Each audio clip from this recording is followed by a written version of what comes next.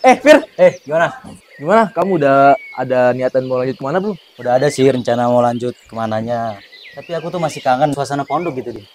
Bener sih. Apa ya, kita kan kayak masih santri gitu ya? Iya. Belum jadi alumni, tapi kayak udah kangen suasana pondok aja gitu kan? Iya bener banget. Kadang tuh kita kangen sama disemprit ustad, ngejar-ngejar setoran pas malamnya buat besok pagi. Ya nggak sih? Bener. Fir, kita mau jadi alumni ya? Iya, bener banget. Kata orang-orang, alumni itu bukan cuma status, tapi kita harus membawa sebuah tanggung jawab. Bener-bener. Kalau menurutku sih, kita nggak cuman bawa ijazah, tapi juga bawa prinsip agar kita tuh nggak kehilangan arah. Bener banget Bener sih. banget kan? Iya. Ingat gak sih waktu awal kita mondok, kita sebulan gak pernah ngobrol tahu? Yoi, gue inget banget itu. Kita tuh rebutan kasur atas. Gara-gara lu takut jatuh kan? Padahal Padahal emang takut tidur di atas, cuman gengsi aja buat ngomong. dulu tuh kita sok cuek, sok jaim. Padahal pengen temenan sama semuanya. Ya, dari dulu yang kita gak pernah ngobrol tuh, sampai kita sekarang udah jadi kayak saudara, sehari gak ngobrol tuh rasanya hampa banget. Kadang gue juga suka mikir sih, kayak kenapa sih semuanya tuh pas banget, tempatnya pas, lingkungannya pas. Kayak semuanya tuh bener-bener pas aja gitu buat kita. Kayak Allah tuh udah ngasih semuanya buat kita. Ya, kita ketemu di sini itu buat berjuang dan bangkit bareng-bareng. Terus juga anak pondok itu bukan cuman ketawa di kelas hahaha doang, tapi juga saling support sampai akhir. Ya, bener banget. Pokoknya kita harus saling support ya sampai nanti. Bener banget. Aduh ya Allah. Kenapa, Ri? Ini loh, udah ngelancan ayat Al-Quran 20 kali, ayat Al-Quran. Setoran, ngeblank, hilang semua hafalannya. Iya sih, aku juga sama pernah gitu. Kayaknya kita emang perlu banyak belajar lagi deh. Bukan gitu, masalah gini. Aku tuh ngebayangin, kalau semisal nanti kita udah lulus, hafalnya masih bolong-bolong kayak gitu. Gimana coba? Kan tujuan kita mau hatam. Iya juga sih. Tapi kalau aku lebih takut ya, nanti kita setelah lulus tuh hilang semangatnya. Kalau kan masuk udah semangat tuh, apa setengah halaman juga udah seneng. Sekarang kita kayak lebih sekedar ngejar target doang gak sih? Benar juga sih. Ya kadang semangat itu kalah sama tekanan ya. Kayaknya kita bisa mulai dari perbaiki niat ya. Q&A Santri Matik Ishkalima. Tapi yang mau saya highlight di sini adalah perjuangan awal dan akhir saya, yang dimana hal tersebut merubah pola pikir saya sebagai seorang santri. Saya masuk ke sini tidak lain hanya karena paksaan dan dorongan dari kedua orang tua saya. Di situ orang tua saya cuma bilang, kakak minta aja sama Allah yang terbaik. Toh kalau Ishkarima bukan yang terbaik, kan Umi sama Abi juga minta yang terbaik buat kakak. Untuk cerita paling berkesan itu ya sebenarnya sebelum masuk Ishkarima kan anak itu ngincarnya yang pertama itu emang dari Al-Quran terus akademik kan. Nah setelah itu emang anak itu orang itu punya fobia terhadap suara, dan kalau dengerin suara petir, balon itu pasti anak takut. Hari pertama itu masih inget banget, hari Minggu tanggal 17 Juli 2022. Jadi kita paginya khutbah ta'aruf, terus siangnya diantar ke mantik reguler, habis itu malamnya kita dikumpulin sama Ustadz. Salah satu perjuangan yang paling berkesan buat saya saat saya berhasil mendapatkan juara 1 OSNK Matematika. Pada saat itu saya sadar kalau perjuangan saya itu jauh lebih sedikit daripada orang-orang di luar sana. Jadi saya sadar saya menang bukan karena usaha saya, melainkan karena ridho Allah. Dan pas banget waktu itu anak punya teman di SMP, kalau beliau bilang Ishkarima tuh keras, tapi waktu itu kan anak kayak mikirnya kayak apa emang sekeras apa sih gitu.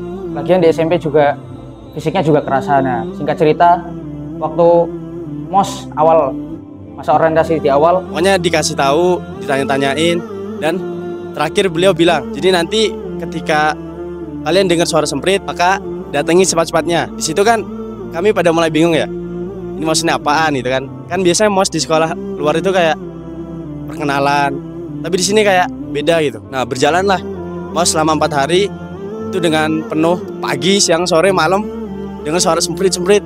Dan apapun yang kami lakukan, sedang makan, sedang apa, harus kayak tetap ngejar gitu. itu anak bener-bener ngerasa, wah kok kayak gini, ini nggak sesuai sama ekspektasi. Bisa nggak ya anak kayak gini sampai lulus nanti. Pokoknya di Ishkarima itu yang paling mengena yaitu ketika kami bersapalah kamu bisa. Kami di sana berjuang bersama. Kadang anak pernah berpikir untuk apa keluar aja pindah pondok gitu.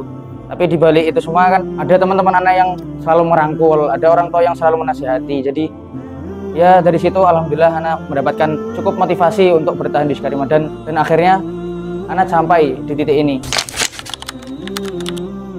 Hal yang saya dapatkan di sini dan mungkin tidak ada di luar sana adalah yaitu budaya 3S, senyum, salam, dan sapa. Kami diajarkan untuk menyambut teman-teman kami dan guru-guru kami dengan senyum yang hangat, mengucapkan salam yang tulus. Hal yang saya belum pernah temukan dimanapun, tapi saya temukan di Matik ini yaitu ketika long march. Ya, saya nggak pernah aja jalan kurang lebih 10 kilo. Awalnya saya emang sempat ragu, tapi dari sana saya belajar bahwa perempuan itu bukan berarti lemah. Dan dari long march tersebut, saya menemukan kekuatan dari diri sendiri agar tetap terus melangkah dalam segala kondisi. Ternyata kita tidak mendapatkan lingkungan sekondusif di Iskarima, terutama dalam segi bi'ah Qur'aniyah ataupun lingkungan yang mendukung kita itu dekat sama Quran. Menurut saya, semua ustadzah selalu terfavorit, tapi yang terkesan bagi saya adalah Ustadzah Karisma pengampu biologi. Kalau bagi anak, ustadz yang paling favorit itu Ustadz Fatan. Ya, walaupun first impression sebenarnya cukup nggak enak. Lagi dan lagi, yakni adalah Ustadz Ammar Mujahid Akbar. Ustadzah itu cara ngajarnya unik banget. Selain bikin paham, beliau juga kadang bikin ngakak di sela-sela penjelasan sel dan jaringan. Beliau bisa bikin mitokondria jadi artis utama dan bab hereditas jadi topik yang selalu jadi bikin penasaran. Kadang kami mikir, ini pelajaran biologi atau stand up komedi yang berfaedah. Karena beliau adalah seorang yang baik dan tidak pernah marah. Beliau ini orangnya ya sangat ramah lah. Kalau ketemu itu salam, ya sangat ramah lah. Ya, kan beliau kan waktu itu kenalannya anak bagian penghukuman. Jadi kalau anak kenal sama antum, berarti antum mungkin banyak melanggar.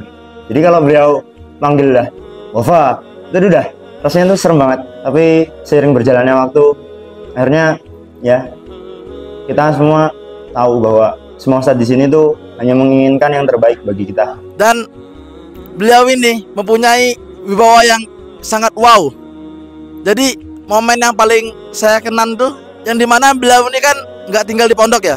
Beliau ini tinggalnya di rumah beliau sendiri. Terus beliau ini kalau daur untuk sholat subuh itu, membangunkan santri untuk sholat subuh, itu para santri ini hanya mendengarkan suara motornya aja, suara motor itu udah kebangun. Bayangin, hanya suara motor, belum lagi suara beliau. Beliau mengatakan, kata-katanya adalah, ayo sahabat bangun, ada waktu 2 menit untuk sholat, ada waktu 2 menit untuk wudhu dan lipat selimutnya. Dengan kata-kata itu semuanya bangun. Gak ada yang gak bangun. Pokoknya Ustadzah Karisma itu ustadzah kombinasi yang lengkap. Ilmunya nempel, candanya nyambung, dan tentunya tugasnya sedikit. Kalau ada guru terbaik versi santri, Ustadzah Karisma pasti nomor 1 tanpa ujian. Mungkin bagi kita itu adalah sesuatu yang kurang mengenakan dan emang membuat mangkel. Tapi kedepannya itu pasti akan memberikan manfaat yang banyak. Harapan saya setelah lulus dari Matik Putri Iskarima ini, saya berharap untuk tetap bisa istiqomah dengan apa yang telah saya pelajari dan saya dapatkan di sini. Kemudian saya juga ingin memberikan berbagi juga ilmu yang telah saya dapatkan selama saya menempuh pendidikan di Matik Iskarima ini. Harapan setelah lulus, ya Anda sebenarnya cuma pengen satu doang, yaitu masih menjadi santri.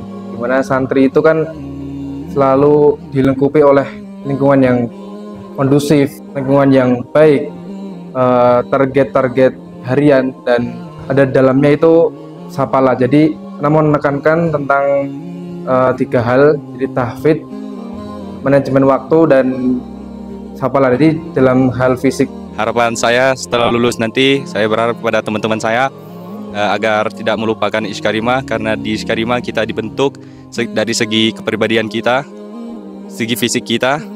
Kemudian harapan yang paling utama adalah agar bisa menjaga hafalan Al-Quran saya.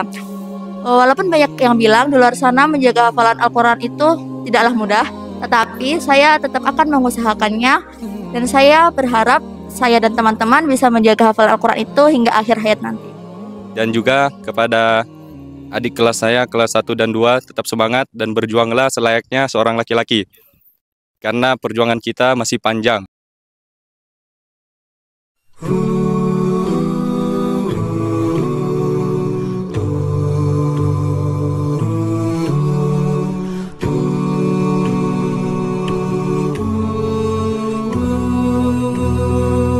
3 tahun kami ditempa, bukan hanya dengan buku dan hafalan, tapi dengan tangis tengah malam dan diam-diam doa yang tak pernah putus dari lisan. Di sini kami belajar sabar saat tak dipuji, ikhlas saat dibebani, dan tetap tersenyum di tengah lelah yang tak selalu terlihat.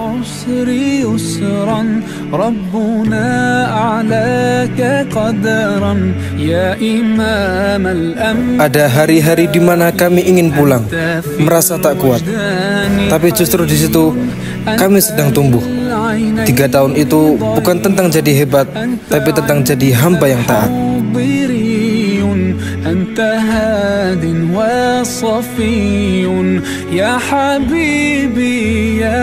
Kini kami sampai di ujung satu perjalanan, bukan akhir, tapi simpang jalan menuju amanah yang baru.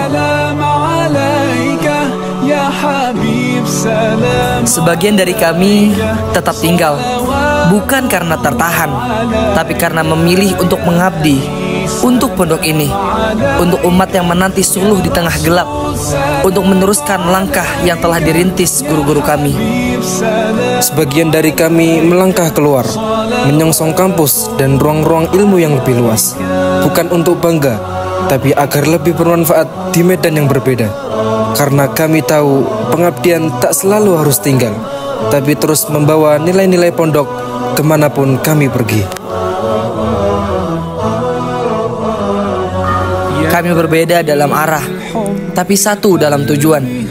Kami telah melalui 3 tahun yang tak sederhana, dan kini kami melangkah dengan doa. Semoga setiap langkah menjadi amal yang diberkahi untuk pondok ini, untuk umat, dan untuk akhirat kami nanti.